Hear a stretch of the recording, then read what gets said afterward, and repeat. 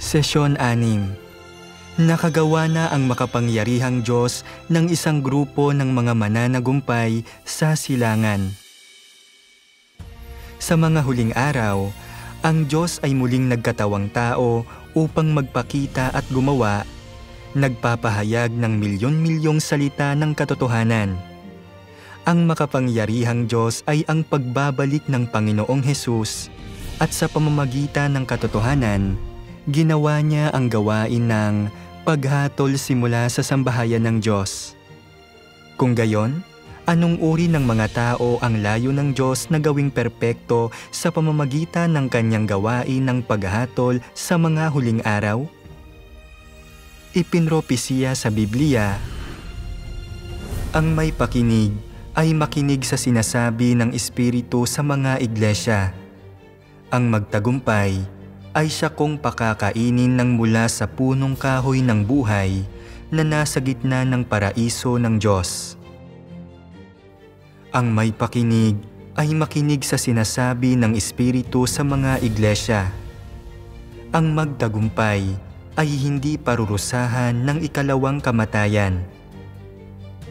Ang magtagumpay ay gagawin kong haligi sa templo ng aking Diyos at hindi na siya lalabas pa roon. Ang magtagumpay ay aking pagkakaloobang umupong kasama ko sa aking luklukan, gaya ko naman na nagtagumpay at umupong kasama ng aking Ama sa kanyang luklukan. Sa pamamagitan ng mga talatang ito, makikita natin na sa mga huling araw, nais ng Diyos na gumawa ng isang grupo ng mga mananagumpay bago ang malalaking sakuna. Sa pamamagitan lamang ng pagiging mananagumpay na makakakain ang isang tao mula sa punong kahoy ng buhay, iyon ay magtatamo ng buhay na walang hanggan at makapapasok sa kaharian ng Diyos. Ito ang pagpapala at pangako ng Diyos sa mga mananagumpay. Sila ang bunga na nakamit ng Diyos sa huli sa pamamagitan ng kanyang 6,000 taong plano ng pamamahala.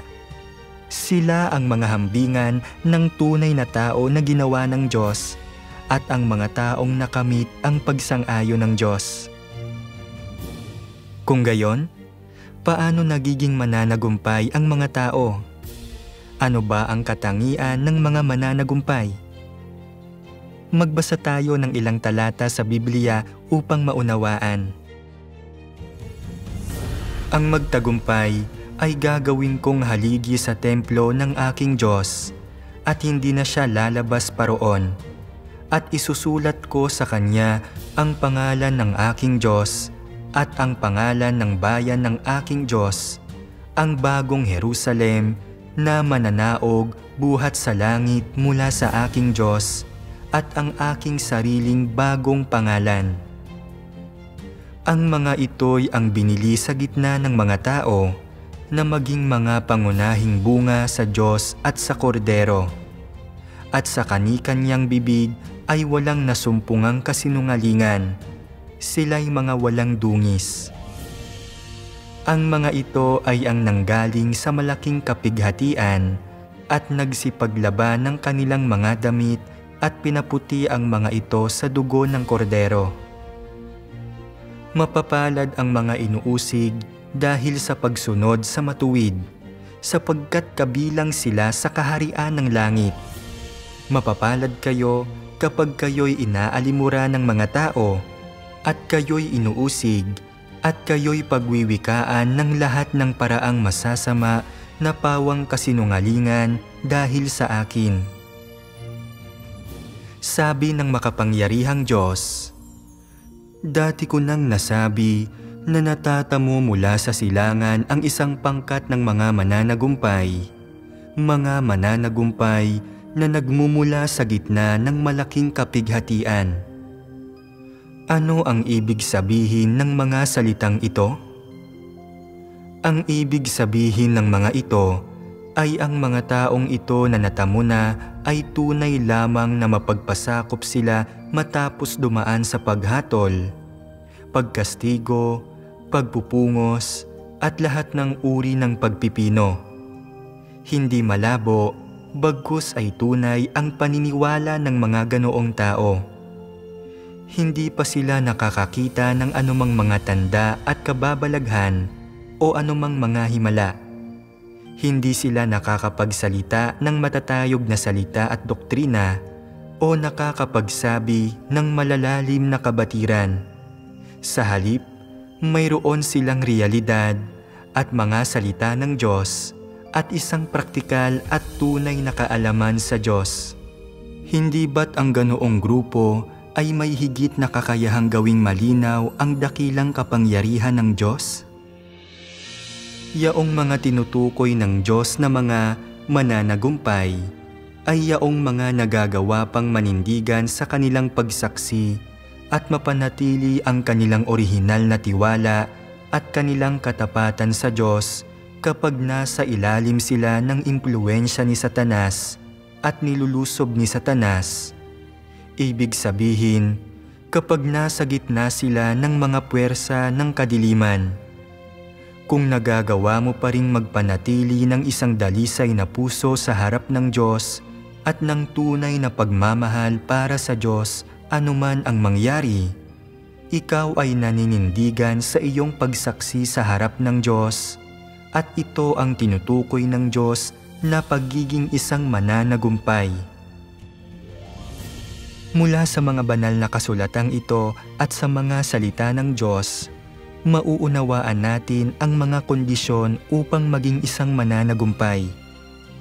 Una, ang mga mananagumpay ay yaong mga nakalabas sa malaking kapighatian.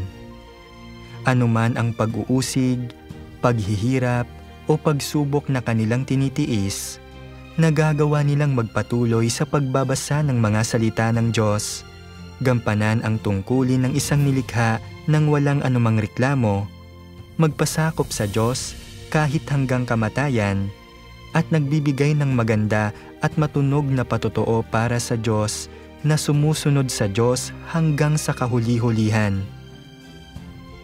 Pangalawa, ang mga mananagumpay ay nakakilala at tinanggap ang bagong pangalan ng Diyos.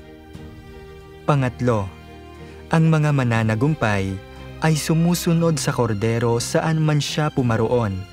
Sumasabay sila sa gawain ng banal na espiritu at tinatanggap ang mga bagong salita at gawain ng Diyos.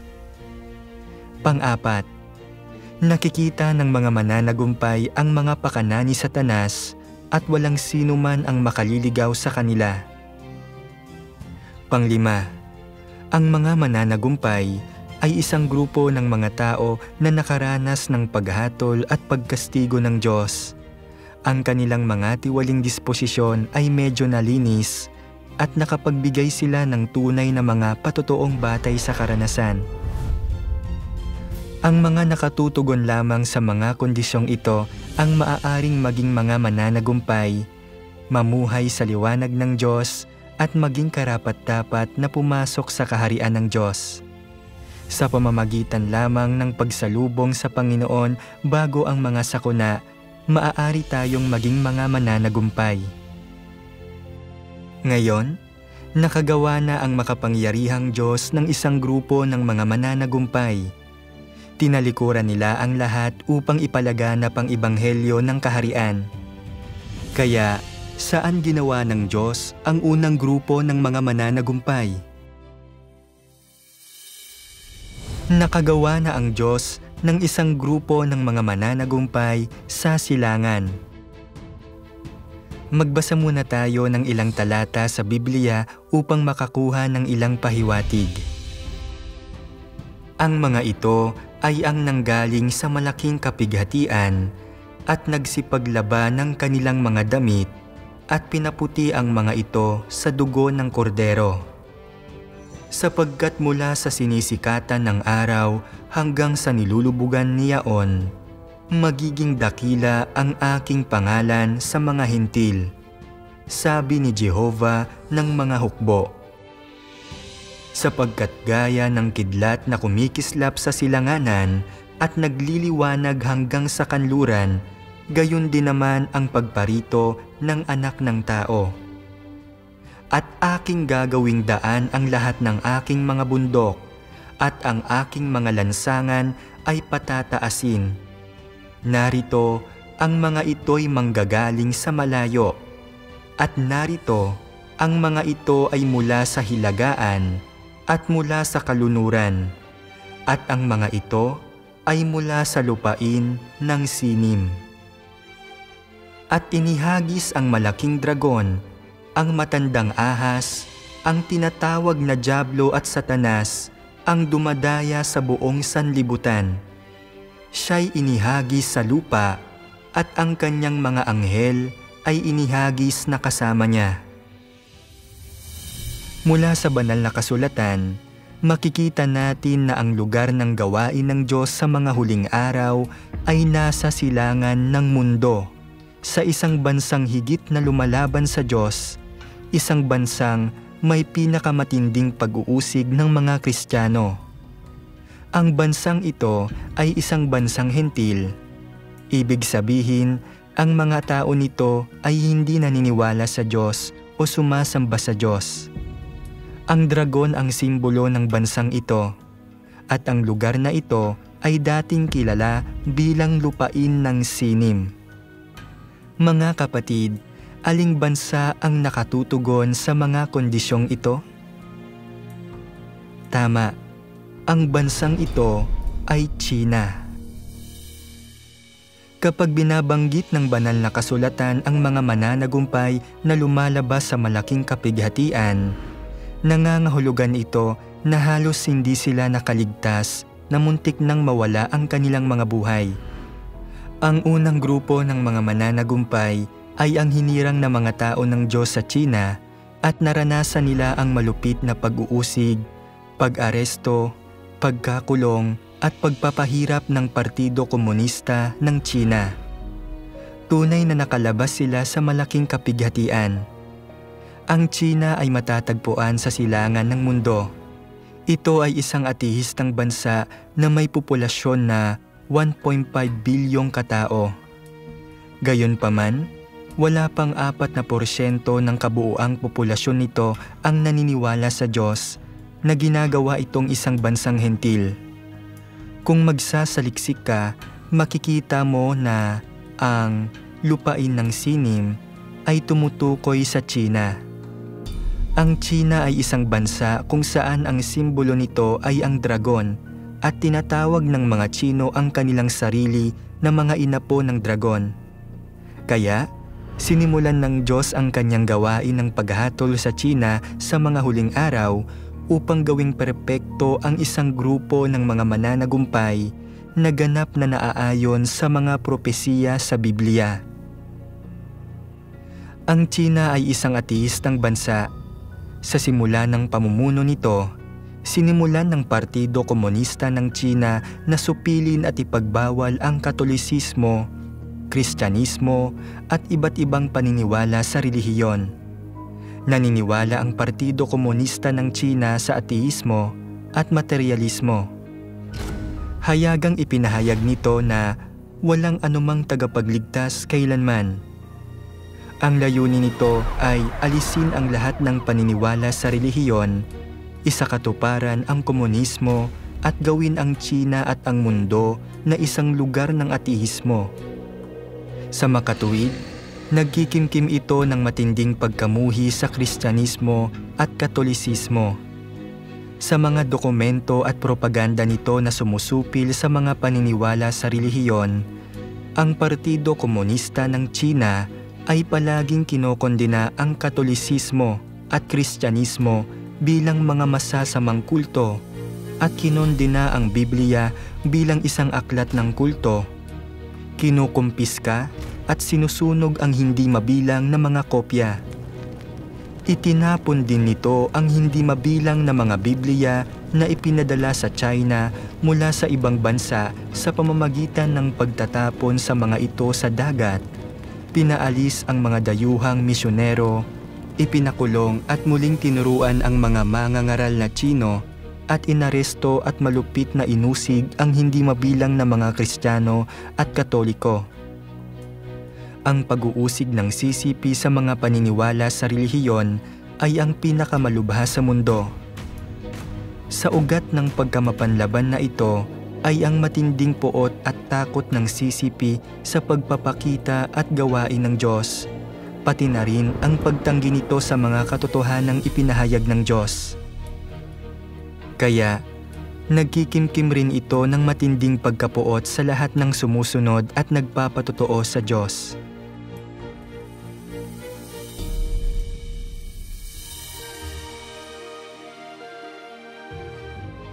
Ang Kristo ng mga huling araw, ang makapangyarihang Diyos, ay nagpahayag ng milyon-milyong salita sa "Ang salita ay nagpapakita sa katawang tao."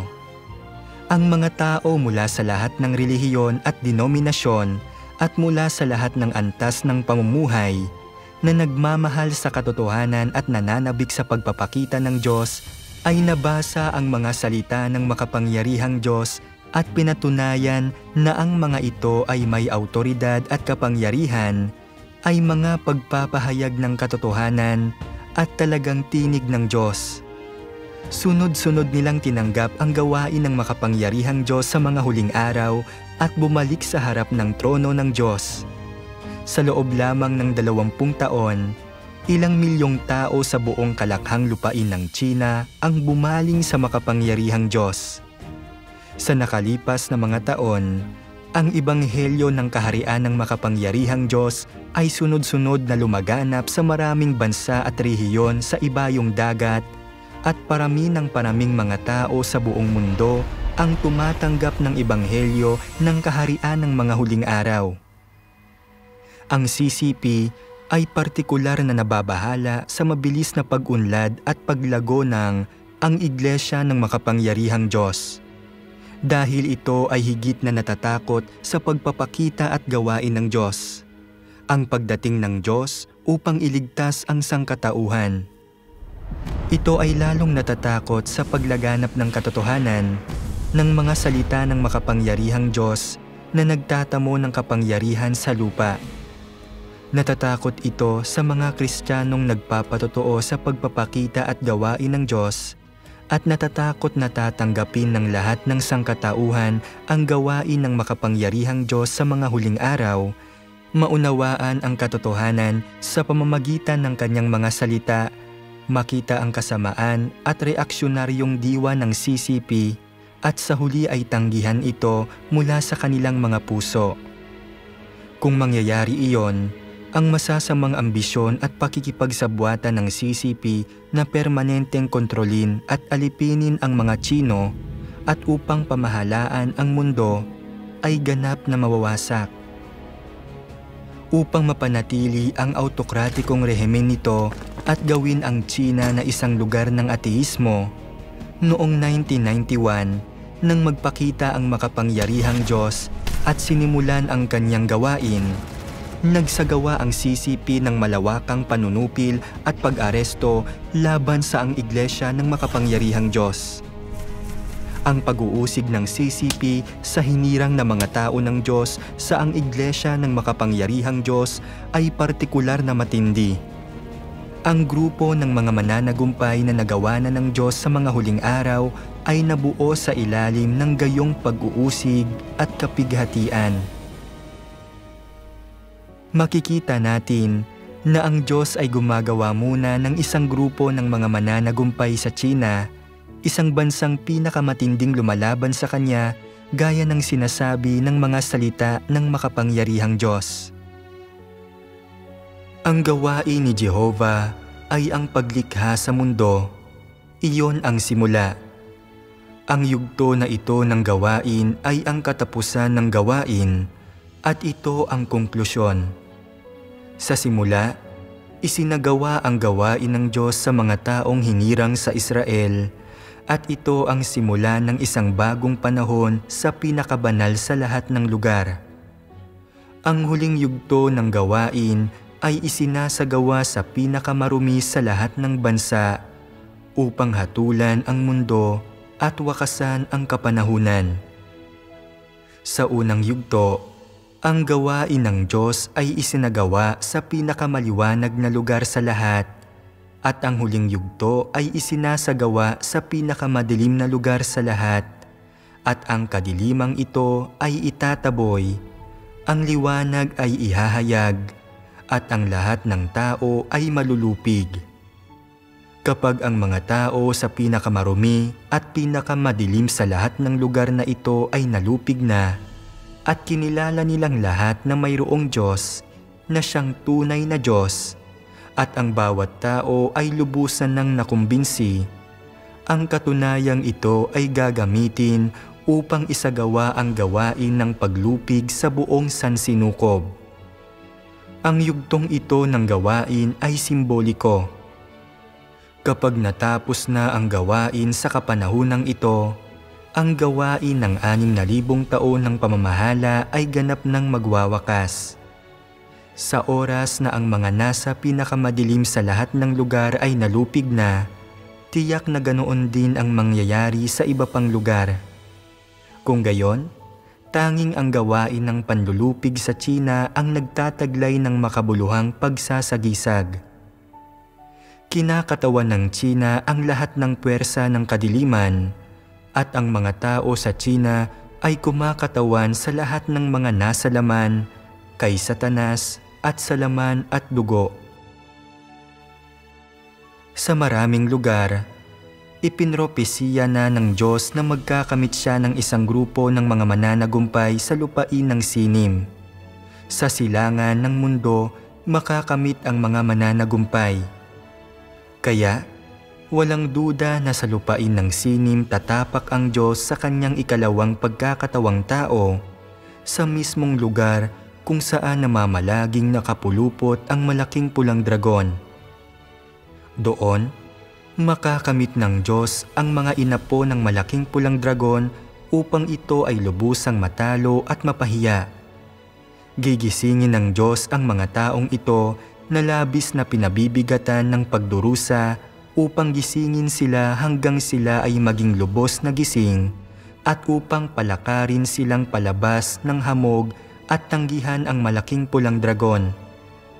Gigising sila mula sa kanilang panaginip, makikilala ang diwa ng malaking pulang dragon, magagawang ibigay ang kanilang buong puso sa Diyos, aahon mula sa pang-aapi ng mga puwersa ng kadiliman, tumayo sa silangan ng mundo at maging patunay ng tagumpay ng Diyos. Sa ganitong paraan lamang makakamit ng Diyos ang kaluwalhatian. Sa makatuwid, para sa bawat yugto ng kanyang gawain, ang lokasyon at ang mga taong pinipili ng Diyos ay tinutukoy ng mga pangangailangan para sa kanyang gawain at may malalim na kabuluhan. Lahat para sa layuning iligtas ang buong sangkatauhan. Ang gawaing isinasagawa ng Diyos sa mga huling araw ay ang gawain ng paghatol at pagdadalisay. Dahil ang kanyang layunin ay ipahayag ang katotohanan upang hatulan at ilantad ang katiwalian at pagiging di matuwid ng tao, at upang ibunyag sa sangkatauhan ang kanyang matuwid, puno ng puot, at hindi nalalabag na disposisyon, kailangan niyang piliin ang mga pinakamalalim na natiwali at pinakalumalaban sa kanya bilang mga kinatawang halimbawa. Tanging sa ganitong paraan makakamit ng kanyang gawain ang pinakamahusay na resulta. Gaya ng alam ng marami, sa buong sangkatauhan, ang mga Tsino ang pinaka-inaapi, ang pinakamalalim na natiwali ni Satanas, at ang pinakamarumi at pinakamababa. Sila ang pinakamatinding tumatanggi at lumalaban sa Diyos, na ginagawa silang mga kinatawan ng tiwaling sangkatauhan. Kung kayang lupigin ng Diyos ang pinakamarumi at pinakatiwali sa sangkatauhan, katumbas ito ng panlulupig sa buong sangkatauhan. Pinahihintulutan nito ang mga tao na masaksihan ang banal at matuwid na disposisyon ng Diyos, at sa huli ay lumapit sa harap niya ng may pagpupuri. Ibinubunyag nito ang karunungan sa likod ng gawain ng Diyos. Ikalawa, paano ipinapalaganap ng mga mananagumpay na ito ang ebanghelyo at nagpapatotoo para sa Diyos? Ang makapangyarihang Diyos sa pamamagitan ng kanyang pagpapakita at gawain sa China ay nakagawa na ng isang grupo ng mga mananagumpay. Ang mga taong ito ay tunay na nakalampas mula sa malaking kapighatian. Sa kabila ng pagtitiis ng malupit na pag-uusig sa mga kamay ng satanikong rehimen, nagpatuloy silang sumunod sa Diyos na isinusugal ang kanilang buhay at nakapagbigay ng makapangyarihang matunog na mga patotoo. Ang mga krimen ng CCP sa walang awang pag-uusig nito sa hinirang ng mga tao ng Diyos ay malinaw na naitala. Kaya, ano nga ba ang naranasan ng mga mananagumpay na ito? Ayon sa hindi kompletong istatistika mula 2012 hanggang 2024, hindi bababa sa 293 na mga kapatid ang inaresto at pinag-uusig hanggang mamatay ng CCP. Halos 480,000 ang inaresto at 10,000 tao ang napilitang tumakas sa ibang bansa. Sa mga inaresto, hindi mabilang na mga tao ang pinahirapan na nagresulta sa mga kapansanan o pangmatagalang epekto. At ang mga bilang na ito ay kumakatawan lamang sa maliit na bahagi pagdating sa tunay na lawak ng pag-uusig ng CCP sa mga Kristiyano mula sa ang Iglesia ng Makapangyarihang Diyos. Dahil sa mahigpit na pagbabantay ng CCP at matinding pang-aapi, maraming mga Kristiyano ang nawawala o nawalan ng kontak na ginagawang imposible ang pagtipon ng komprehensibong datos.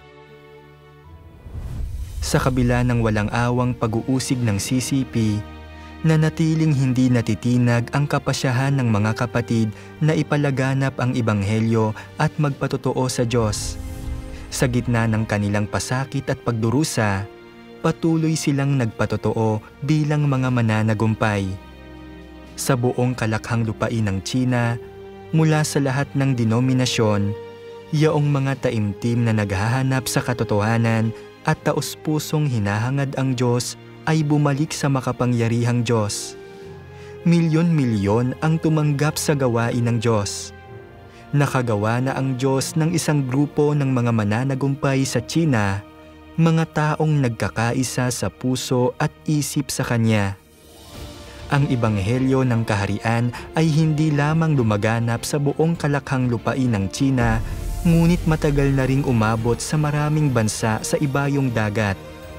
Ang mga salita ng Diyos at ang Kanyang pangalan ay lumaganap sa 10-10 milyong mga kabahayan at milyon-milyon na ang tumanggap sa pangalan ng makapangyarihang Diyos. Mula sa paglaganap ng Ebanghelyo ng Kaharian, nakita natin ang pagkamakapangyarihan sa lahat ng Diyos. Gaano man kalawak ang mga puwersa ni Satanas o kung paano sila nagsasanib puwersa upang labanan ang gawain ng Diyos, ang kanilang mga pagsisikap sa huli ay walang kabuluhan. Panoorin natin ngayon ang mga patotoong batay sa karanasan ng mga kapatid na Chino upang maunawaan kung paano sila naninindigan ng matatag sa kanilang patotoo at binibigyang kasiyahan ang Diyos sa gitna ng pag-uusig at kapighatian.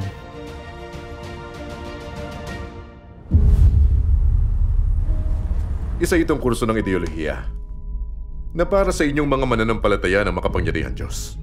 Ginagarantiya ng saligang batas ang kalayaan sa relihiyon, di ba? Kaya bakit ako inaresto? Kahit magkano pa ang kailangan, magbabayad ang gobyerno. Nagbukas kami rito ng mga sentro ng edukasyon at reforma. Gusto naming alisin ang inyong pag-iisip na naniniwala sa Diyos at tulungan kayong maging mga ateistang naniniwala sa Marxismo. Anong mga pakinabang ang naidudulot sa iyo nito? Nagawa tayong tiwali ni Satanas, kaya nilalabanan nating lahat ng Diyos. Sa pananalig sa makapangyarihang Diyos lang tayo makatatakas sa kasalanan at sa impluwensya ni Satanas, makatatanggap ng pagliligtas ng Diyos, matatamasa ang mga pagpapala niya at makararating sa magandang hantungan. Ang makapangyarihang Diyos ang tagapagligtas, pero hindi yan makatotohanan. Sabi sa awit ng manggagawa, walang bathala o manunubo sa mundo. Sinasambat sinusunod ng iglesia nyo ang isang ordinaryong tao bilang Diyos. Ang totoo ay nananalig ka sa isang tao. Ang makapangyarihang Diyos lang ang kayang magpahayag ng katotohanan at magligtas. Bukod sa nagkatawang taong Diyos, walang dakila o kilalang tao ang kayang magpahayag nito. Narinig namin ang mga salita ng makapangyarihang Diyos at lahat yun ay katotohanan. Kaya alam naming siya ang tunay na tagapagligtas na pumarito sa mundo. Napakatigas talaga ng ulo mo. Kapag nandito ka na, kailangan mong magbago kahit ayaw mo. Kung hindi, sa kulungan ang punta mo. Kung saan namumuno ang CCP, di ka mabubuhay ng dito sinusunod. Madilim na lugar ang kulungan at matinding nagdurusa ang mga mananampalataya ng Diyos sa kulungan. Yung iba namatay pa roon. Pastor Wang, ang mga banal na sumunod sa kanya sa mga nagdaang kapanahunan ay inaresto at ginawang martir. Ito'y panguusig dahil sa pagiging matuwid. Sabi ng Panginoong Jesus, at ang hindi nagpapasan ng kanyang krus at sumusunod sa akin ay di karapat-dapat sa akin. Kung hindi ako magseseryoso, hindi ka aayos. Sabihin mo sa amin lahat ng nalalaman tungkol sa iglesia.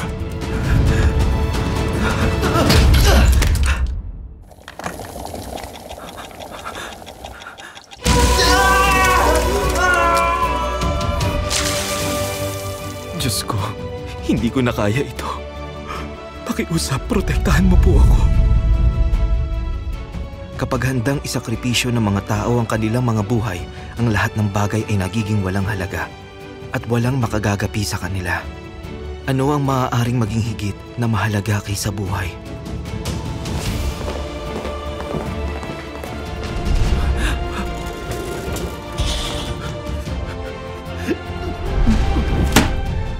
Sagutin mo ako. Gusto mo bang umuwi? O gusto mong makulong? Tinanggap ko na ang tagapagligtas ang makapangyarihang Diyos at nahanap ko ang landas ng kaligtasan. At hindi ko pwedeng isuko yun.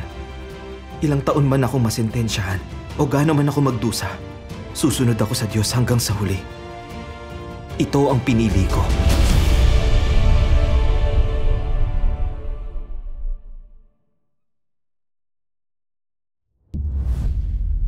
Yangi, naiintindihan mo ba ang krimen mo ng pananalig sa Diyos at pag-iibanghelyo? Lehitimo ang pananalig at pag-iibanghelyo. Wala akong nagawang iligal. Naparito na ang tagapagligtas. Nagpakita at gumagawa. Siya ang makapangyarihang Diyos. Anong sinasabi mong tagapagligtas? Saan sa mundo may tagapagligtas? Kahit kailan, hindi nagkaroon ng tagapagligtas. Ang CCP ay isang Marxista-Leninista na ateistang partido na sumasalungat sa lahat ng pananalig. Mahirap pag hindi tayo makapagbasa ng mga salita ng Diyos. Napakahirap para sa Diyos na isakatuparan ng kanyang gawain sa lupain ng malaking pulang dragon. Ngunit sa pamamagitan ng paghihirap na ito, ginagawa ng Diyos ang isang yugto ng kanyang gawain na nagpapamalas ng kanyang karunungan at kamangha-manghang mga gawa. At ginagamit ang pagkakataong ito upang gawing ganap ang grupong ito ng mga tao. Ito ang unang beses na nakarinig ako ng salita ng Diyos dito. Itong huli, lumalala ang kondisyon ko. Nag-aalala akong mamamatay ako sa kulungan. Shilia, salita ito ng Diyos. Sa yugtong ito ng gawain, ay hinihingi sa atin ang lubusang pananampalataya at pag-ibig. Maaari tayong matisod mula sa pinakamaliit na kapabayaan. Dahil ang yugtong ito ng gawain ay iba mula sa lahat ng mga nakaraan. Ang pinaperpekto ng Diyos ay ang pananampalataya ng sangkatauhan na kapwa di nakikita at di nahahawakan. Ang ginagawa ng Diyos ay na maging pananampalataya, na maging pag-ibig, at maging buhay ang mga salita. Umilan na kayo! Inspeksyon!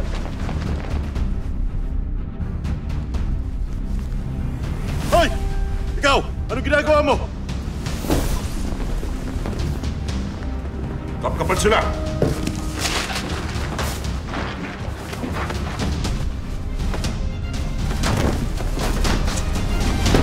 Sino ang nagbigay sa'yo ng sulat? Wisit ka! Papatayin kita kapag hindi mo sinabi! Siya yun! Madalas siya makipag-ugnayan sa mga nananalig sa ibang sektor.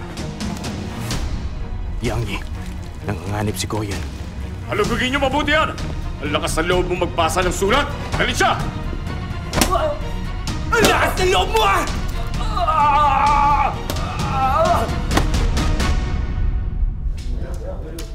May salita pa rin ako ng Diyos. May tapang kang kunin to.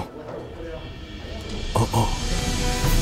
Kailangan lamang marinig ng sangkatauhang ito ang tawag ng lumikha at marinig ang tinig ng lumikha. At tatayo siya at magmamadaling hanapin ang pinagmumulan ng tinig na ito. Kailangan lamang makita ng sangkatauhang ito ang anyo ng lumikha at tatalikuran niya ang lahat para ilaan ang sarili sa Diyos at ibubuwis pa nga ang buhay niya para sa Diyos.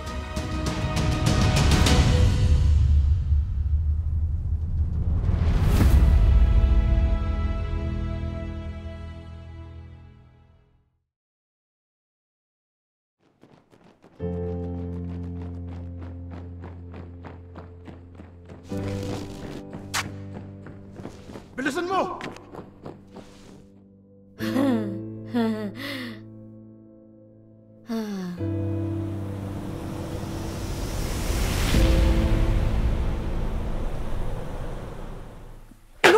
Ano man ang sitwasyon, dapat tayong umasa sa Diyos. Maniwala na ang Diyos ang ating sandigan. Kailangan niyang maoperahan sa lalong madaling panahon. Kung magpapaliban pa tayo, baka 2 o 3 buwan na lang ang itatagal niya. Sabi ng Diyos, kapag may isang bagay na hindi nakikita ng mata lamang, kinakailangan ng pananalig. Kapag hindi mo mapakawalan ng iyong sariling mga kuro-kuro, kinakailangan ang pananalig. Kapag hindi malinaw sa iyo ang gawain ng Diyos, ang kinakailangan ay magkaroon ng pananalig at magpakatatag ng husto at manindigan sa iyong patotoo. Dapat tayong sumunod sa Diyos hanggang sa huli at hindi natin dapat iwan ng Diyos. Hindi ba't ito ang kapasyahan mo? Nakalimutan mo na ba? Sumunod sa Diyos. Hindi makalimot.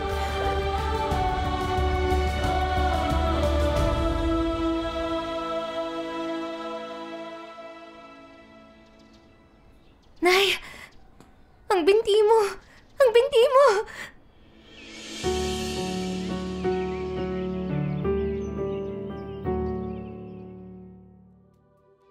Ang napanood pa lang natin ay kumakatawan lamang sa isang maliit na sulyap, ang mga kwento ng iilan lamang sa mga kapatid.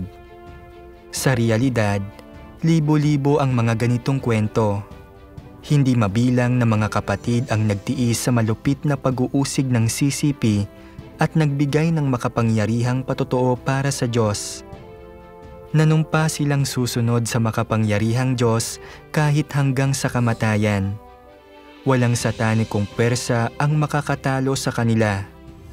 Ang mga taong ito ay handang ibuwis ang kanilang buhay upang sumunod sa Diyos, na nanatiling tapat sa Kanya hanggang sa huli. Walang makaliligaw sa kanila at walang makakatalo sa kanila. Ito ang grupo ng mga mananagumpay na ginawa ng makapangyarihang Diyos. Ang patotoo ng mga mananagumpay ay isang hindi natitinag na pananalig kahit nasa harap ng kamatayan. Kapag nahaharap sa pang-aaresto at pag-uusig, ibinubuwis nila ang lahat upang manindigan ng matatag sa kanilang patotoo para sa Diyos. Ito ang dahilan kung bakit sila mananagumpay. Yaong mga nakapagbibigay ng malakas at matunog na patotoo sa harap ni Satanas. Ang mga patotoong ito ay tunay at nai-upload online na magagamit ng sinuman upang panoorin anumang oras. Ginagamit ng mga mananagumpay na ito ang kanilang mismong buhay upang magpatotoo sa gawain ng makapangyarihang Diyos, na ipinapakita sa atin na natalo na ng Diyos si Satanas, na buo na ang mga mananagumpay at naisakatuparan na ang dakilang gawain ng Diyos. Bakit kaya, sa kabila ng matinding panunupil, pang-aaresto at pinsalang dulot ng satanikong rehimen, ang grupong ito ng mga tao ay hindi nadurog o naitiwalag. Bakit napakaraming tao, bagaman hinahanap ng mga otoridad, ay patuloy pa rin sa pagtupad sa kanilang mga tungkulin?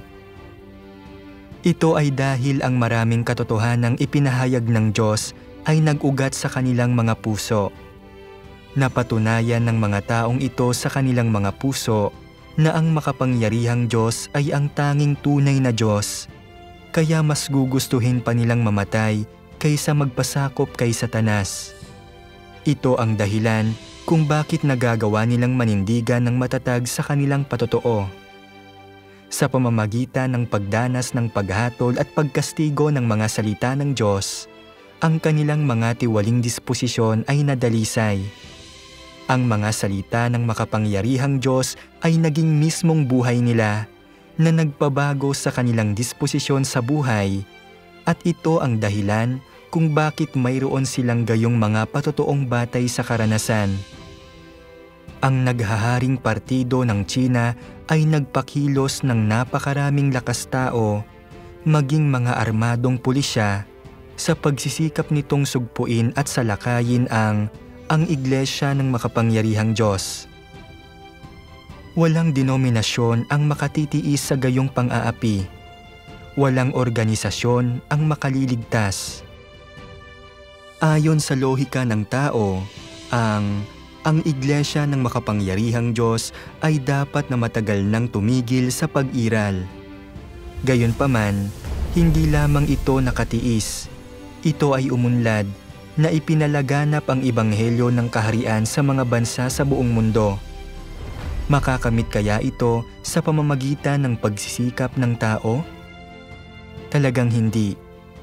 Ang mga patotoong ito ng mga mananagumpay ay hindi maikakailang patunay ng pagpapakita at gawain ng Diyos sa mga huling araw. Sila ang katibayan ng tagumpay ng Diyos laban kay Satanas at ng kanyang pagliligtas sa sangkatauhan. Walang sino man ang makakatanggi nito, lalo na ang magpawalang bisa nito. Sa ngayon, ang mga tao mula sa lahat ng bansa at mula sa lahat ng antas ng pamumuhay, yaong mga naghahangad sa pagbabalik ng Panginoon, ay nabasa ang mga katotohanang ipinahayag ng Diyos sa mga huling araw at nakita ang mga patotoong ito ng mga mananagumpay. Sila ay lubhang naantig, na kinikilala ang mga ito ang mismong gawain at pagpapakita ng Diyos. Marami ang bumulalas ng may kagalakan. Tunay ngang nagbalik na ang Panginoong Hesus. Sabi ng makapangyarihang Diyos, marahil ay naaalala ninyong lahat ang mga salitang ito, sapagkat ang magaan na pagdurusa na panandalian lamang ay naghahatid sa atin ng lalong dakila at walang hanggang kaluwalhatian.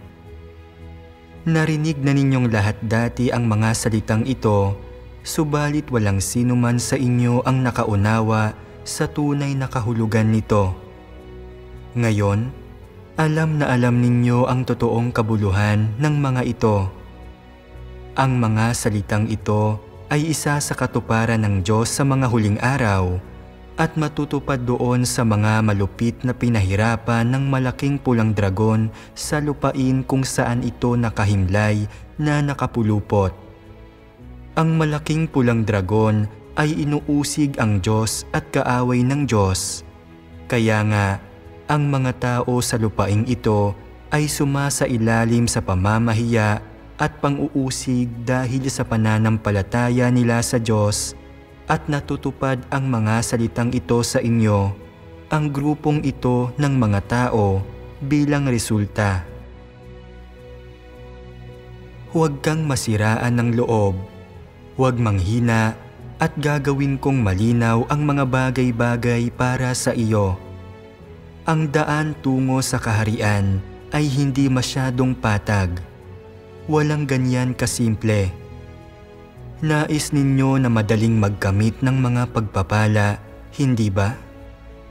Ngayon, ang bawat tao ay magkakaroon ng mapapait na pagsubok na haharapin.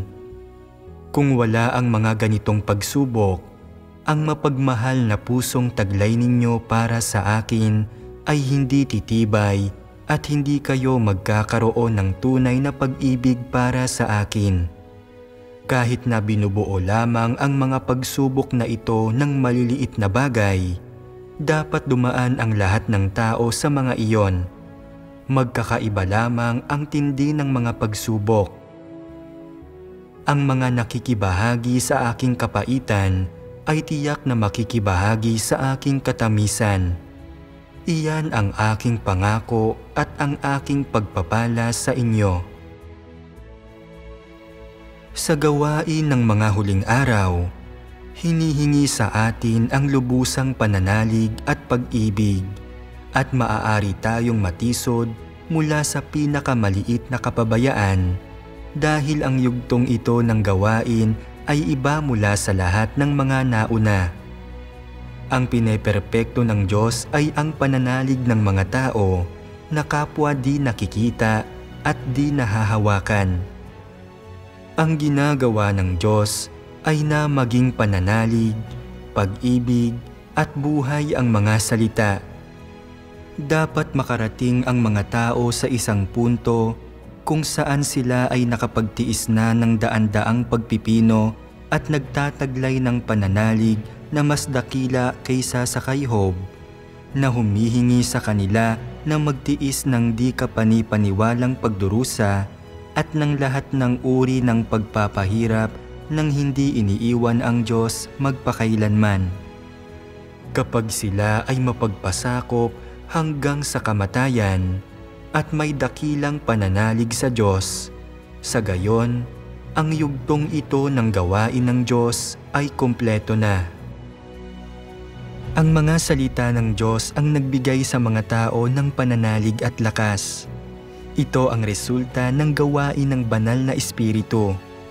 Kung wala ang pagpapakita at gawain ng Diyos, walang sino man ang maaaring manguna sa grupong ito ng mga tao na malalim na natiwali na makalaya mula sa madilim na impluwensya ni Satanas at magbigay ng matagumpay na patotoo.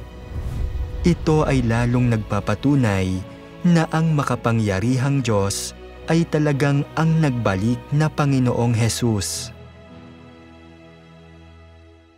Ikatlo, mga patotoong batay sa karanasan ng pagiging nalinis sa pamamagitan ng paghatol.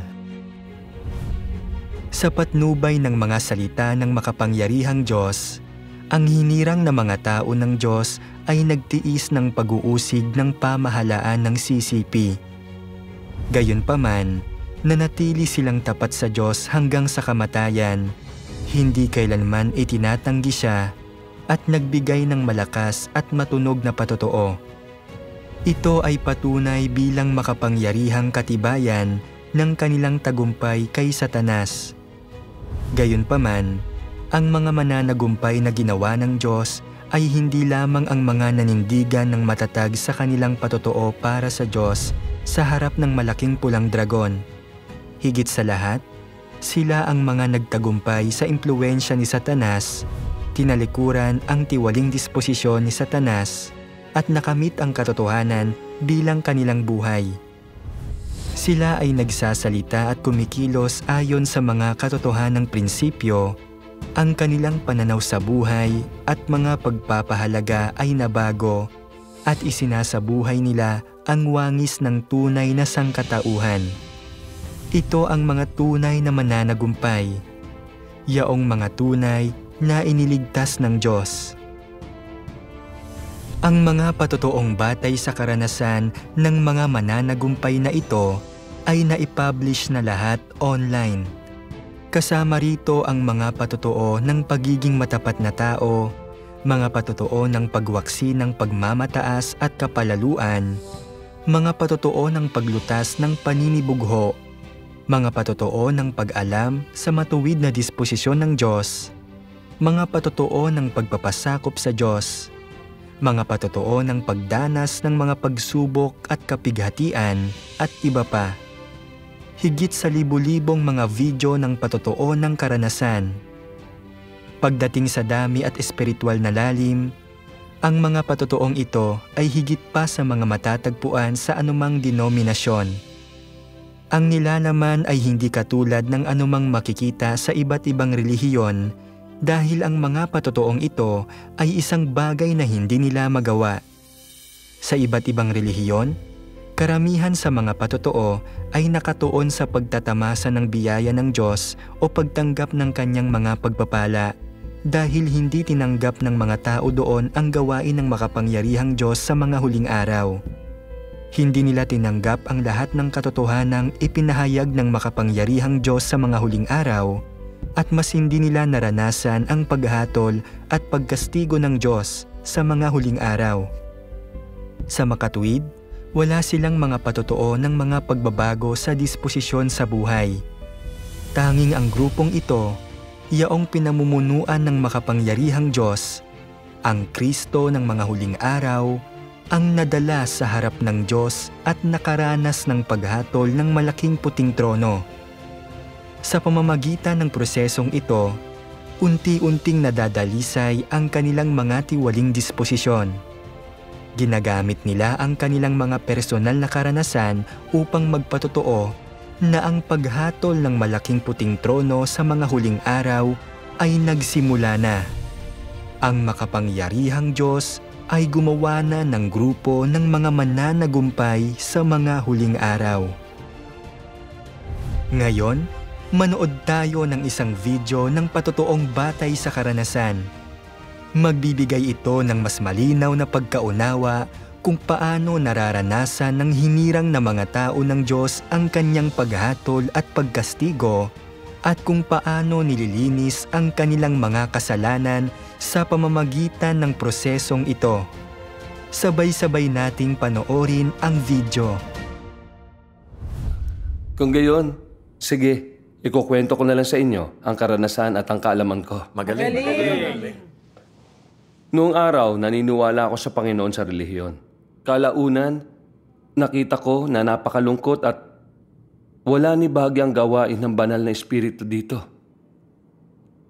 Kaya sinimulan kong hanapin ang tunay na daan. Sa huli, narinig ko sa wakas ang tinig ng Diyos at tinanggap ko ang gawain ng makapangyarihang Diyos sa mga huling araw. Naranasan ko na ang gawain ng paghatol ng Diyos sa mga huling araw ng mahigit 1 dekada at naunawaan ko ang katotohanan ng aking katiwalian. Nakilala ko lalo na mayabang ako at mapagmagaling. Ginusto kong maging bantog, kilalanin at pahalagahan at purihin ng mga tao. Maalab ang pananalig ko sa Panginoon. Nagsumikap ako magkaroon ng kaalaman sa Biblia at mga teorya tungkol sa relihiyon. Nang maunawaan ko ang ilang kaalaman sa Biblia, naunawaan ko ang katotohanan at nagkaroon ako ng buhay. Nadama ko pa na nakilala ko ang Diyos. Kasabay na kakayahan kong gumugol para sa Panginoon at mangaral sa lahat ng dako para bagang maayos ang pag-ugali ko. Pakiramdam ko'y ako ang higit na nagmamahal sa Panginoon at higit na naaayon sa puso ng Panginoon. Nasiguradong makakapasok ako sa kaharian sa langit at magagantimpalaan. Nadama ko lalo na ang laki ng kakayahan kong mangaral ng mga sermon sa harapan at makuha ang pagsamba ng mga tao. Alam niyo nang marinig kong sabihin ng mga taong nakapaligid na tunay na mapagmahal at tapat ako sa Panginoon. Kahit wala akong sinabing anuman, nadama ko sa aking sarili, kaagad na talagang karapat-dapat ako rito. Matagal nang gayon kayabang ang aking disposisyon nang hindi ko nadarama na lantad ako sa katiwalian maliban pa sa kahihiyan. Ito ang totoong kwento ko kung paano ako nanalig sa Panginoon sa komunidad ng mga relihiyon. Matapos tanggapin ang gawain ng makapangyarihang Diyos sa mga huling araw, lalong naliwanagan ang puso ko nang basahin ko ang salita ng Diyos araw-araw. Nakita ko na bawat salita ng makapangyarihang Diyos ay katotohanan at talagang napaka-praktikal. Mabibigyan ng kasiyahan nito ang pangangailangan ng aking buhay at espiritu. Ang paghatol ng makapangyarihang Diyos sa mga huling araw ay talagang ang tanging daan para makatanggap tayo ng paglilinis at ng ating pagliligtas. Sa patnubay ng salita ng makapangyarihang Diyos, aktibo akong naging abala sa mga hanay na mga gumagawa ng kanilang mga tungkulin. Hindi naglaon, pinalaki ako ng Diyos para pamunuan ang iglesia. Dahil sa gawain ng banal na espiritu, umunlad ang gawain ng iglesia. Iginalang ako ng ating mga kapatid. Hindi ko mapigil na maging kampante at pahalagahan ang aking sarili. Na nadarama na mayroon akong kagalingan at kakayahan na kailangan ang talento ko sa pamilya ng Diyos. Unti-unti, dumalang ang mga salita ng Diyos na aking kinain at ininom. Nabawasan ang pag-asa ko sa Diyos ng gampanan kong aking tungkulin. Madalas kong itanghal ang sarili ko sa harap ng mga kapatid na nagpapasikat para tingalain at igalang ng mga tao. Hindi nga ako nakinig sa mga makatwirang mungkahi ng mga kapatid sa mga bagay tungkol sa iglesia. Naging sumpungin, mapangahas at walang ingat ako. Kapag nangaral ako, palagi kong pinipintasan ng mga kapatid. Hinahama ko sila sa pag-aakalang wala silang alam at mahina ang kanilang mga kalibre. Lubos akong nabuhay sa makademonyong disposisyon ng kayabangan, kambugan at layaw. Wala akong kamalay-malay na dumidilim ang aking espiritu. Hindi nakarating sa Diyos ang aking mga dalangin. Kinulang ng pagliliwanag ng banal na espiritu ang aking mga sermon. Hindi nagkaroon ng malalaking epekto ang gawain ng iglesia. Kaya lalong nasaktan ang puso ko. Nakuha kong manalangin sa Diyos at sinimulan kong hanapin ang katotohanan sa salita ng Diyos. Nakita ko ang salita ng makapangyarihang Diyos. Basahin ko ito sa inyo. Sige po, okay. Iniisip mo ba na ang ilang maliliit na gawain ng banal na espiritu sa iyo ay maaaring ipalit sa iyong paggalang para sa akin? Iniisip mo ba na nagtamo ka ng pagliliwanag sa pamamagitan ng pagtawag ng malakas sa langit? Wala kang nalalamang kahihiyan. Masyado kang walang kabuluhan. Iniisip mo ba na ang iyong magagandang gawa ay nakakaantig sa langit, na gumawa ito ng isang pagtatangi at pinagkalooban ka ng likas na kaloob, na ginawa kang mahusay sa pagsasalita, pinahihintulutan ka na linlangin ng iba at linlangin ako? Ikaw ay masyadong kulang sa pagkamay katwiran. Nalalaman mo ba kung saan nanggagaling ang iyong pagliliwanag? Hindi mo ba nalalaman kung kaninong pagkain ang iyong kinakain habang lumalaki? Masyado kang immoral. Mas mabuti pa na hindi niyo itakda ang inyong sariling halaga na mas mataas pa kaysa sa langit. Ngunit sa halip ay tingnan niyo ang inyong mga sarili na mas mababa pa kaysa sa pinakamababa, sa makatwirang mga tao na nagsisikap na mahalin ang Diyos. Ito ang landas na inyong papasukin, na makita ang inyong mga sarili na mas maikli sa isang dangkal kaysa sa iba. Bakit itinuturing niyo ang inyong mga sarili ng sobrang taas? Bakit niyo ilalagay sa naturang mataas na pagpapahalaga ang inyong mga sarili? Sa mahabang lakbayin ng buhay, inyo lamang nagawa ang kakaunting unang mga hakbang. Braso lamang ng Diyos ang nakikita ninyo, hindi ang kabuuan ng Diyos. Marapat lamang na makita niyo ang mas marami pang gawain ng Diyos, na mas matuklasan pa ninyo ang dapat ninyong pasukin. Dahil kakaunti ang inyong pinagbago. Sa paggawa sa tao at pagbabago sa kanyang disposisyon, hindi tumitigil kailanman ang gawain ng Diyos. Sapagkat sila ay nagkukulang sa masyadong maraming paraan at nagkukulang ng labis sa mga pamantayang itinakda niya. Kaya't masasabi na sa mga mata ng Diyos, kayo ay magiging bagong panganak ng mga sanggol magpasawalang hanggan. Nagtataglay ng napakakaunti sa mga sangkap na nakapagpapalugod sa Kanya. Dahil kayo ay walang anuman kundi mga nilikha sa mga kamay ng Diyos. Kung ang isa ay nahuhulog tungo sa pagiging kampante, hindi ba siya kasusuklaman ng Diyos? Na nabibigyang kaluguran ninyo ang Diyos, ngayon ay sinasabing kaugnay ng inyong laman. Ngunit pag inihambing laban sa Diyos, palagi kayong matatalo sa larangan. Ang laman ng tao kailanman ay hindi nakaranas kahit minsan ng tagumpay. Sa pamamagitan lamang ng gawa ng banal na Espiritu, posible para sa tao na magkaroon ng mga katangiang nakapagtutubos. Nayamot ako sa mga nabasa kong salita ng Diyos. At talaga namang lumabas ng husto ang mga kayabangan ko. Nanginig ako sa takot at sa sobrang kahihiyan. Hindi ko mapigilang pagnilayan ang nagawa ko sa pagkakataong ito. Dahil walang gaano epekto sa akin ang gawain, nawalan ako ng limitasyon. Naging mapagmataas at mapagmata ako. Nang makita ko na pangit at mahina ang katayuan ng mga kapatid, hindi lamang ako bigong tumulong at sumuporta. Hinamak at minaliit ko pa sila. Kaya mas pangit ang naging pakiramdam nila sa kanilang sarili. Noon, nakita ko na wala akong naipakita kundi ang disposisyon ni Satanas. Paano ko aakayin ang mga kapatid na makapasok sa realidad ng katotohanan? Talagang gumawa ako noon ng masama at kinalabang ko ang Diyos. Hindi ko mapigilang magpatira pa sa harap ng Diyos sa pagsisisi na kinamumuhian ang sarili ko sa aking ginawa.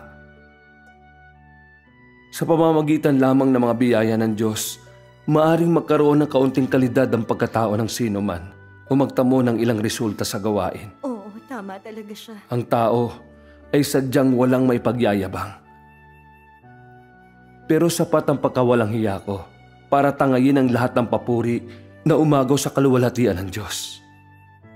Sa paniniwala na magaling ako at may kakayahan, naging napakayabang ko kaya nasiraan ako ng bait. Nagtatamasa ako noon ng pagtataas ng Diyos at sa gawain ng banal na Espiritu. Pero hindi ko niluwalhati at pinatotohanan ng Diyos. Sa halip walang ingat kong pinlano ang aking kabantugan at katayuan. May natitira pa bang pagkamakatao at katwiran sa akin? Naisip ko, talagang hindi ako nararapat mabuhay sa harap ng Diyos. Matapos maranasan ang pagkastigo at paghatol sa pagkakataong ito, nadama ko ng husto na hindi maiwasan na matuwid na disposisyon ng Diyos. Alam niyo, humanga ako sa Diyos sa puso ko. Nagkaroon ako ng kaunting pag-unawa sa likas na kayabangan ni Satanas sa sarili ko. Kinamuhian at sinumpa ako ang sarili ko sa puso ko. Sinumulan kong hangarin ang katotohanan, hangarin ang pagbabago ng disposisyon. Naging handa akong tanggapin ang paghatol, pagkastigo, pakikitungo at pagpupungos ng Diyos. Hindi naglaon, muli kong natamo ang gawain ng banal na Espiritu at nakita ang awa at pagliligtas ng Diyos sa akin. Katulad nito, patuloy kong naranasan ang paghatol, pagkastigo, pagtutuwid at pagdisiplina ng Diyos. Nakita ko ang sarili kong makademonyong disposisyon at likas na pagkatao ng mas malinaw habang nagtatamo ng kaunting pag-unawa tungkol sa banal, matuwid at di maiiwasang disposisyon ng Diyos at nagkakaroon ng pusong may takot sa Diyos. Nabawasan na aking kayabangan at namuhay ako ng mas tapat at mapagkumbaba. Sa paggawa ko ng aking tungkulin, lumapit ako sa Diyos at madalas akong nanalangin. Kapag may mga epekto sa gawain, ibinigay ko ang kaluwalhatian sa Diyos. Kapag nagpaliwanag ako sa mga kapatid, sadya kong niluwalhati ang Diyos at pinatotohanan ng Diyos at nagawa kong tanggapin ng lubusan ang sarili kong kapangitan. Natatanggap ko ang mga mungkahin ng mga kapatid. Matapos maranasan ang paghatol at pagkastigo ng salita ng makapangyarihang Diyos, unti-unting nanumbalik ang aking konsensya at katwiran. Mas lalo akong nagbabalik sa pagiging normal na tao. Salamat sa makapangyarihang Diyos para sa aking kaligtasan. Amen. Amen. Salamat sa Diyos. Salamat sa Diyos. Ito'y isang tunay at praktikal na patotoo. Napatatag kami nito. Maraming taon na ako nananalig sa Panginoon. Pero talagang hindi ko masyadong kilala ang sarili ko. Iniisip ko palagi maraming taon ng pagsisikap at pagdurusa ko para sa Panginoon bilang isang puhunan. Para magyabang at magpasikat sa harapan ng iba. Ginamit ko ang aking pagdurusa at mabubuting pag-uugali bilang magandang patotoo para sabihin ng madalas sa mga kapatid. Alam nyo, kapag ginagalang at irerespeto ako ng mga kapatid, para akong nakalutang at nagmamalaki ako. Nadama ko na pagdating ng Panginoon, ako ang unang dadalhin at gagantimpalaan. Talagang hiyang-hiya ako matapos kong marinig ang inyong mga patotoo ngayon. At ang tinatawag na mga patotoong ito na ipinamuhay ko, hindi ba lahat ng ito ay disposisyon ng kayabangan at pagmamataas ni Satanas? Ang patotoo ni Brother Chen ay nakapagpapatatag ng gusto sa akin. Naranasan ko ang paghatol at pagkastigo ng makapangyarihan Diyos sa mga huling araw. Hindi ba tatanggap din ako ng paglilinis at pagbabago? Tama yan. Alam natin sa pagtanggap lamang ng paghatol tayo mapapadalisay. Mukhang ang gawain ng paghatol ng makapangyarihang Diyos sa mga huling araw ay talaga malilinis at maliligtas sa mga tao. Tama yan.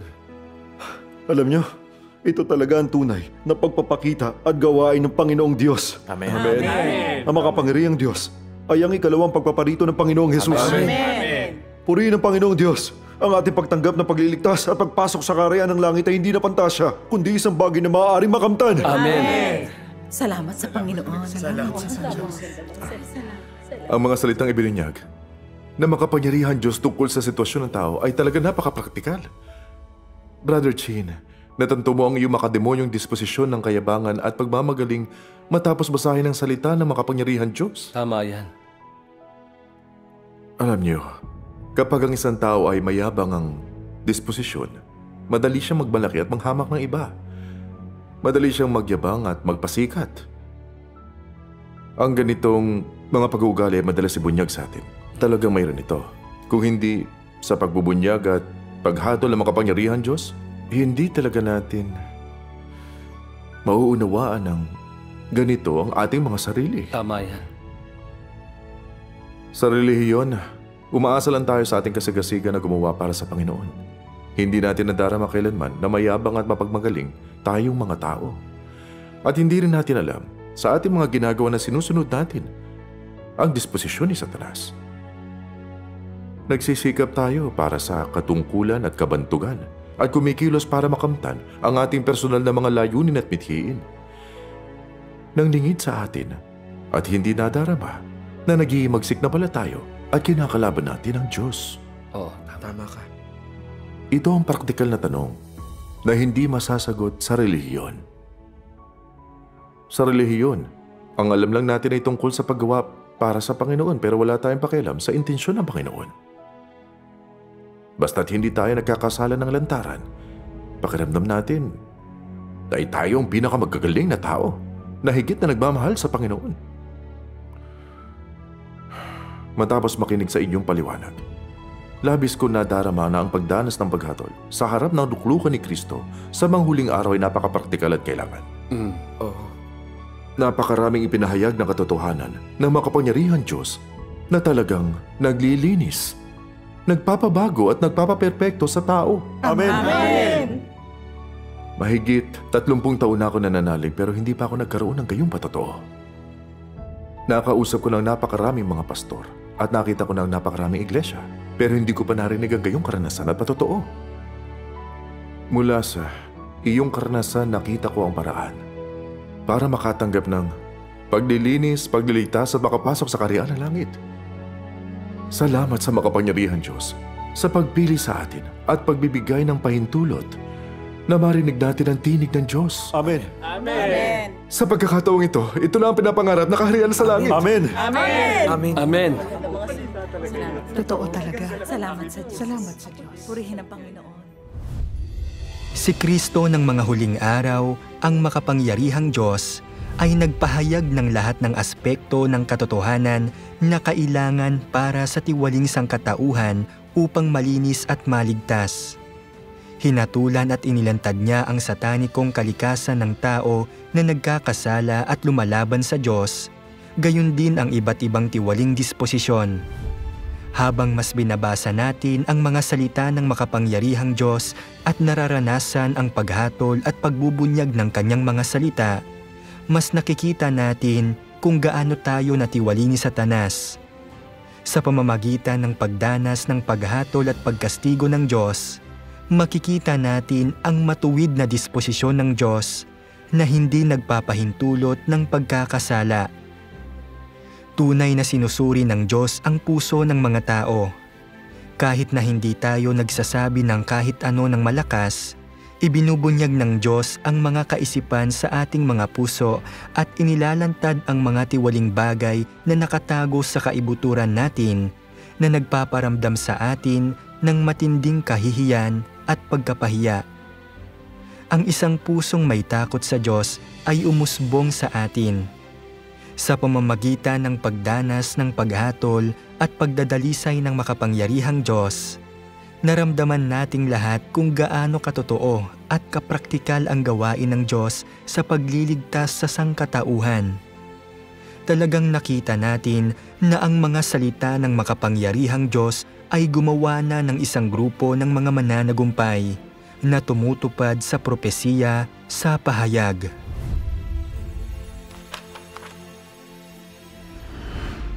At ang mga ito'y ang nagsisisunod sa kordero saan man siya pumaroon. Ang mga ito'y ang binili sa gitna ng mga tao na maging mga pangunahing bunga sa Diyos at sa kordero. At sa kani-kanyang bibig ay walang nasumpungang kasinungalingan. Sila'y mga walang dungis. Ika-4. Ang ebanghelyo ng kaharian ng makapangyarihang Diyos ay lumaganap sa buong mundo. Ngayon, ang mga karanasang patotoo ng hinirang na mga tao ng Diyos na sumasailalim sa paghatol at pagiging nalinis ay naipublish na lahat online. Maraming tao ang labis na nahikayat matapos mapanood ang mga ito. Ang mga taos-pusong mananampalataya mula sa lahat ng mga denominasyon ay nagsimulang maghanap at magsiyasat sa gawain ng makapangyarihang Diyos sa mga huling araw. Nakilala rin nila ang tinig ng Diyos mula sa mga salita ng makapangyarihang Diyos at natukoy sa kanilang mga puso na ang Panginoong Hesus na sabik nilang hinintay sa loob ng 2,000 taon ay talagang nagbalik na. Tuwang-tuwa sila. Ipinapalaganap ang balita sa isa't isa. Lahat ay nagpapahayag ng ebanghelyo ng makapangyarihang Diyos sa mga huling araw. Sa loob lamang ng mahigit 1 dekada, ang ebanghelyo ng kaharian ay lumaganap mula sa Asya hanggang sa Europa, sa Amerika, Aprika at Oceania at patuloy itong umuunlad. Ngayon, ang iglesia ng makapangyarihang Diyos ay matatagpuan sa karamihan ng mga bansa sa buong mundo at ang mga salita ng makapangyarihang Diyos ay kumalat sa mga dulo ng sansinukob. Ito ay tiyak na tumutupad sa mga salita ng Panginoong Hesus. Sapagkat gaya ng kidlat na kumikislap sa silanganan at nagliliwanag hanggang sa kanluran, gayon din naman ang pagparito ng anak ng tao. Ang gawain ng makapangyarihang Diyos sa mga huling araw ay parang kidlat na kumakalat mula sa silangan hanggang sa kanluran. Walang makahahadlang dito at walang kapangyarihan sa mundo ang makakapigil sa paglitaw at paglago ng kaharian ni Kristo. Ano ang pinatutunayan nito? Ito ay nagpapatunay na ang dakilang gawain ng Diyos ay naisakatuparan na at ang kanyang kalooban ay natutupad sa lupa gaya ng sa langit. Walang hadlang at hindi mapigilan. Mula nang magsimulang magpakita ang Diyos at gumawa, ang malaking pulang dragon ay hibang na nilabanan siya, ngunit ngayon ay lubusan na itong napahiya at natalo. Ang mga katotohanan ay higit pa sa sapat upang patunayan na si Kristo ng mga huling araw, ang makapangyarihang Diyos, ay ang Diyos na nagkatawang tao at ang nagbalik na Panginoong Hesus. Tinutupad nito ang mga propesiya ng Biblia. Dinirinig ng aking mga tupa ang aking tinig, at sila'y aking nakikilala, at sila'y nagsisisunod sa akin. At ito'y mangyayari sa mga huling araw, na ang bundok ng bahay ni Jehovah ay matatatag sa taluktok ng mga bundok at magiging mataas sa mga burol, at lahat ng bansa ay magsisiparoon doon. 5, dapat tayong makinig sa Diyos kapag sinisiyasat ang tunay na daan. Pag-isipan natin ang isang tanong. Matagal nang nagkatawang tao ang Diyos at nagpakita sa Tsina.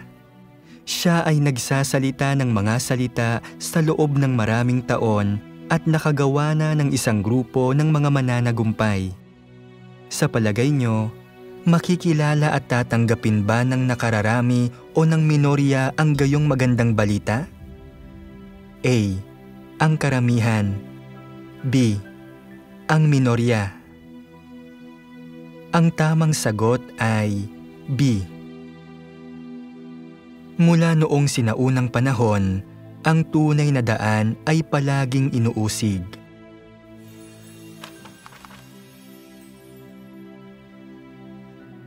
Sinabi ng Panginoong Hesus, sapagkat gaya ng kidlat na kumikislap buhat sa isang panig ng silong ng langit, ay nagliliwanag hanggang sa kabilang panig ng silong ng langit. Gayon din naman ang anak ng tao sa kanyang kaarawan. Datapwat kailangan muna siyang magbata ng maraming bagay at itakwil ng lahing ito. Inilantad din ng Panginoong Hesus, ang lahing ito'y isang masamang lahi, at ito ang kahatulan na naparito ang ilaw sa sanglibutan at inibig pa ng mga tao ang kadiliman kaysa ilaw, sapagkat masasama ang kanilang mga gawa. Sinasabi rin sa Biblia, ang buong sanlibutan ay nakahilig sa masama. Ang mga talatang ito ay nagbubunyag ng katotohanan tungkol sa kasamaan at kadiliman ng mundong ito. Ang lahat ng sangkatauhan ay nabubuhay sa ilalim ng impluwensya ni Satanas, hindi kayang tiisin ang pag-iral ng Diyos o ang katotohanan. 2,000 taon na ang nakalilipas, ang Panginoong Hesus ay tinugis ng pamahalaang Romano ilang sandali pagkatapos ng kanyang kapanganakan. Nang siya ay nangaral at gumawa, sa huli ay ipinako siya sa krus ng mga Hudyong lider ng relihiyon sa pakikipagsabuatan sa mga awtoridad ng Roma. Sa mga huling araw, nauulit ang kasaysayan. Ang makapangyarihang Diyos ay dumanas din ng hibang na pagtutol at pagkondena mula sa ateistikong rehimeng CCP at ng relihiyosong mundo. Bakit ang katotohanan ay palaging tinatanggihan at kinokondena sa mundo ng mga tao? Bakit hindi maisakatuparan ang kalooban ng Diyos sa lupa at sa bawat bansa? Ito ay dahil kontrolado ni Satanas ang sangkatauhan na ito at ang buong mundo ay nasa ilalim ng kapangyarihang ito. Ang mga nasa kapangyarihan sa lupa ay pawang mga ateista, mga puwersang sataniko na lumalaban sa Diyos. Ang rehimeng CCP, sa partikular, ay isang tipikal na kinatawan ng masasamang puwersa ni Satanas. Ito ang dahilan kung bakit ang sangkatauhan ay naging napakatiwali at napakadilim. Ngunit mapipigilan ba talaga ni Satanas ang nais gawin ng Diyos? Talagang hindi. lahat ng nagmumula sa Diyos ay uunlad at yayabong. Sa loob ng mahigit 30 taon, hibang na sinusupil ng CCP ang mga mananampalataya ng makapangyarihang Diyos. Kung ang Iglesia ng makapangyarihang Diyos ay isang organisasyon lamang ng tao, matagal na itong nalipol. Gayunpaman, hindi lamang ito hindi nalipol, ngunit sa pamamagitan ng pag-uusig at pag-aresto ng CCP, maraming mga Kristiyanong sumusunod sa makapangyarihang Diyos ang tumakas sa ibayong dagat, ipinapalaganap ang ebanghelyo ng kaharian sa iba't ibang bansa sa buong mundo. Ito ang dakilang kapangyarihan ng Diyos. Ang mga katotohanan ito ay nagpapatunay na ang makapangyarihang Diyos ay ang nagbalik na Panginoong Hesus. Ito ang pinakamakapangyarihang patunay. Ngayon, ang CCP ay lubos na napahiya at natalo, at ang ebanghelyo ng kaharian ay lumaganap sa buong mundo. Ito ay tiyak na tumutupad sa kung ano ang nakasulat sa Biblia. Sapagkat kung ang pasyang ito o ang gawaing ito ay sa mga tao, mawawasak ito. Datapwat kung sa Diyos, hindi ninyo ito mawawasak. Sa puntong ito, maaaring sabihin ng ilan, hindi ako nakikinig sa anumang rehimeng Satanas, ngunit makikinig ako sa aking pastor. Kung ito ang tunay na daan, tiyak na tatanggapin ito ng aking pastor. Kung sinabi niya na ito ay mali, kung gayon, ito ay dapat na mali. Mga kapatid, sang-ayon ba kayo sa pahayag na ito? Kapag sinisiyasat kung ito ay gawain ng Diyos, hindi natin matukoy ito batay sa kung tinatanggap ito ng karamihan sa mga lider ng relihiyon o hindi. Naaalala niyo ba kung sino ang nagpako sa Panginoong Hesus nang magpakita siya at isagawa ang kanyang gawain? Hindi ba't ang mga lider ng relihiyon, yaong mga bihasa sa Biblia at madalas na nagtuturo nito sa iba? Ano ang ipinapakita ng katunayang ito? Ang mga bihasa sa Biblia at nagpapaliwanag nito ay hindi nangangahulugang mga taong nakakaalam sa gawain ng Diyos, lalong hindi masasabing kilala nila ang Diyos. Ang mga punong saserdote, mga eskriba at mga pariseyo ay mga dalubhasa sa kasulatan. Gayunpaman, mahigpit nilang nilabanan at hinatulan ang Panginoong Hesus at sa huli ay nalantad bilang mga antikristo. Sa ngayon, kung tutukuyin pa rin natin kung ito ay ang pagpapakita at gawain ng Diyos batay sa mga opinyon ng mga lider ng relihiyon, hindi ba ito matinding kamangmangan? Upang siyasatin ang tunay na daan, dapat nating tingnan kung mayroong gawain ng banal na espiritu at kung mayroong pagpapahayag ng katotohanan. Ito ang mga pangunahing prinsipyo. Ang pag-asa lamang sa mga opinyon ng mga lider ng relihiyon ay hahantong sa paglaban sa Diyos at pagiging naitiwalag niya. Kaya, paano natin dapat siyasatin ang tunay na daan? Upang siyasatin ang tunay na daan, dapat nating basahin ang mga salita ng makapangyarihang Diyos. Sa pamamagitan lamang ng mga salita ng makapangyarihang Diyos natin makikilala kung ang mga ito ay paghahayag ng katotohanan at tinig ng Diyos. Pagkatapos, dapat nating tingnan ang Iglesia ng makapangyarihang Diyos. Mayroon ba itong gawain ng banal na espiritu? Anong mga resulta ang nakamit ng mga taong ito pagkatapos tanggapin ang makapangyarihang Diyos sa loob ng maraming taon? Kilala ba talaga nila ang Diyos?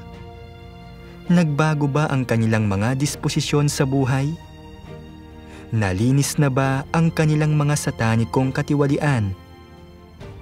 Ito ang mga bagay na dapat nating siyasatin.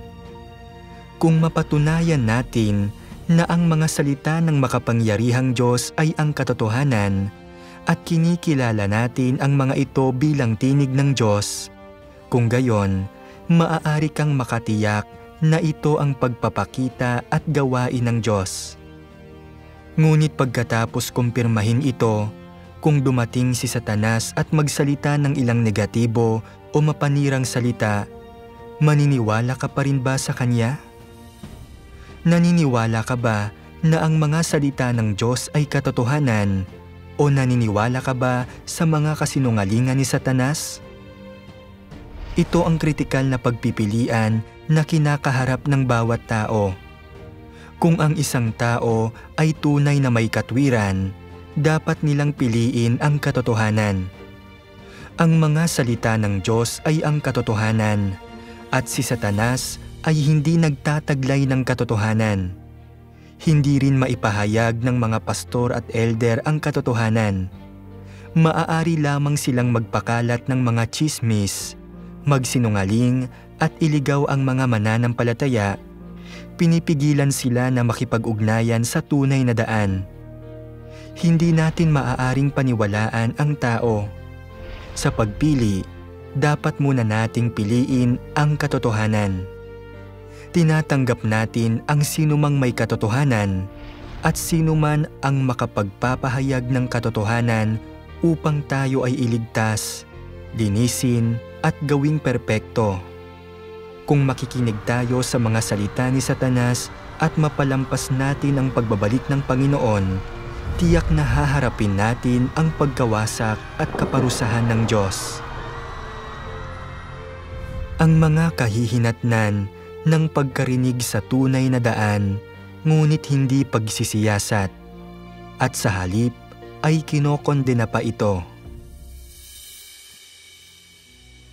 Sabi ng makapangyarihang Diyos, naniniwala tayong lahat na walang bansa o puwersa ang makakahadlang sa nais ng Diyos na makamit at na iyong mga sumusubok na humadlang sa gawain ng Diyos, na lumalaban sa salita ng Diyos at na nanggugulo at sumusubok na sirain ang plano ng Diyos ay parurusahan ng Diyos sa huli.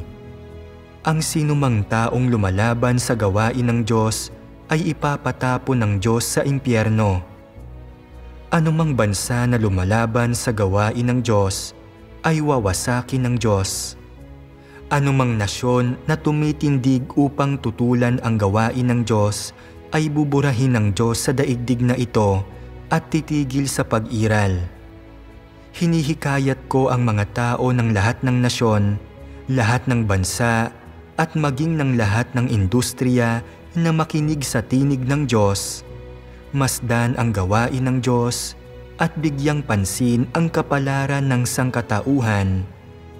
Kaya nagiging pinakabanal ang Diyos, pinaka-pinaparangalan, pinakamataas at tanging pag-uukulan ng pagsamba ng sangkatauhan at nagbibigay daan sa buong sangkatauhan na mamuhay sa ilalim ng mga pagpapala ng Diyos tulad lang ng mga inapo ni Abraham na namuhay sa ilalim ng pangako ni Jehovah at tulad lang ni Adan at Eva na nilikha ng Diyos sa simula na namuhay sa hardin ng Eden. Ang gawain ng Diyos ay sumusulong tulad ng rumaragasang alon. Walang sino man ang maaaring pumigil sa Kanya at wala ni isang maaaring magpahinto sa Kanyang mga yapak.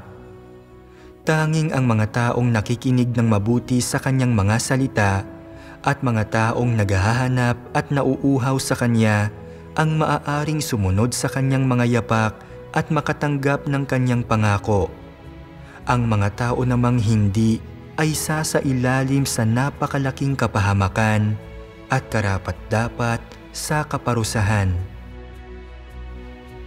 Kung wala tayong may takot sa Diyos na puso, walang pagkilatis pagdating sa mga tsismis, bulag na sumusunod sa tao, bigong hanapin o siyasatin ang bagong gawain ng Diyos, at madaling naniniwala sa mga tsismis, Hindi lamang natin maiwawala ang pagliligtas ng Diyos sa mga huling araw, kundi magiging mga layon din ng pagtaboy at kaparusahan ng Diyos.